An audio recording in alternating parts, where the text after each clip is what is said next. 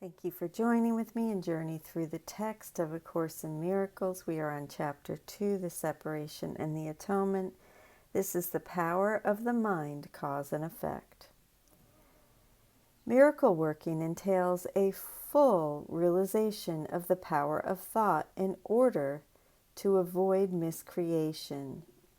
The miracle worker must have genuine respect for true cause and respect as a necessary condition for the miracle to occur. As we can see, Jesus keeps emphasizing the importance of the mind's power. True cause and effect is that the mind is the cause and the body the effect.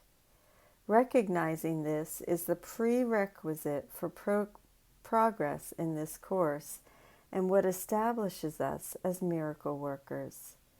This term, incidentally, drops out rather quickly. The discussion of cause and effect continues as both miracles and fear are treated here as the effects of their cause, the mind's decision. The crucial factor, is the mind's power, i.e., freedom to choose between the thoughts of the ego or Holy Spirit. And when we choose one, the other disappears from awareness. Both miracles and fear come from thoughts. If you are not free to choose one, you would also not be free to choose the other. By choosing the miracle, you have rejected fear, if only temporarily. This is why it is essential not to minimize the mind's power to choose fear as opposed to externalizing fear and attributing its cause to an outside situation. As we have repeatedly seen, if the mind is denied the power to choose the ego and its fear, then it is also denied the power to choose the miracle. This principle holds for the undoing of fear. If the solution is put on an agent external to the mind, some form of magic, whether it be medicine or a person, including Jesus, then the mind is denied its power to choose, and there is no hope. This theme, too, will recur throughout the text. You have been fearful of everyone and everything. You are afraid of God, of me, and of yourself. You have misperceived or miscreated us, and believe in what you have made. You would not have done this if you were not afraid of your own thoughts. The fearful must miscreate because they misperceive creation.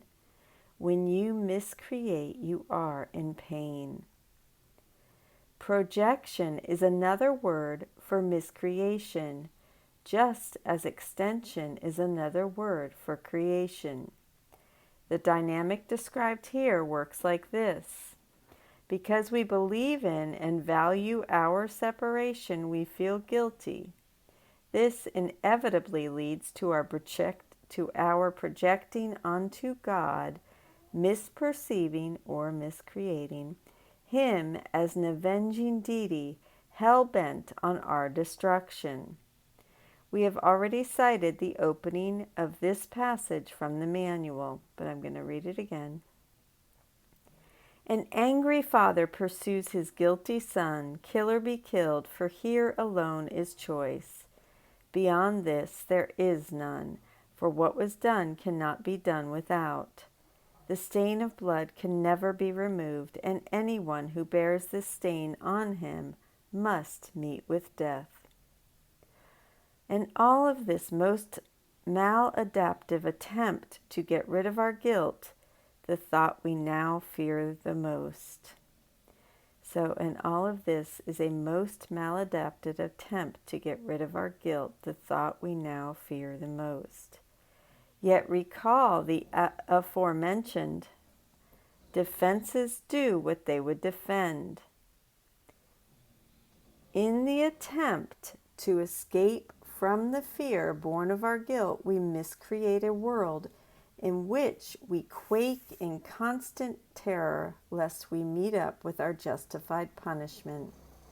This terror is the source of our pain, from which there is no escape unless the mind changes its original decision from the teacher of miscreation/fear to the teacher of creation/love.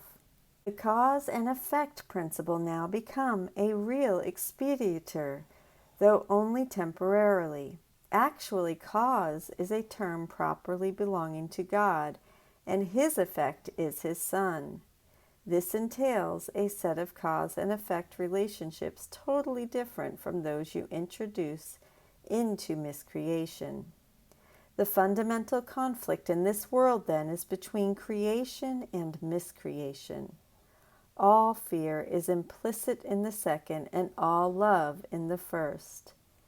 The conflict is therefore one between love and fear. As always, the ego distorts God's creation. As just stated, the law of heaven is cause and effect, God being the first cause or creator, and Christ his Son, his created effect. The ego governs by this law too, only it uses it to conceal heaven's law. The ego hides itself as the cause of the Son's state, making the world the cause and the Son the effect. And all the while the true cause of the ego, and thus of the Son, is the mind's decision maker having identified with the thought of separation. To the ego, the Holy Spirit's atonement is a great threat, and when the Son identifies with the ego, its threat becomes his own. At that point, war is declared between the ego and God, between fear and love.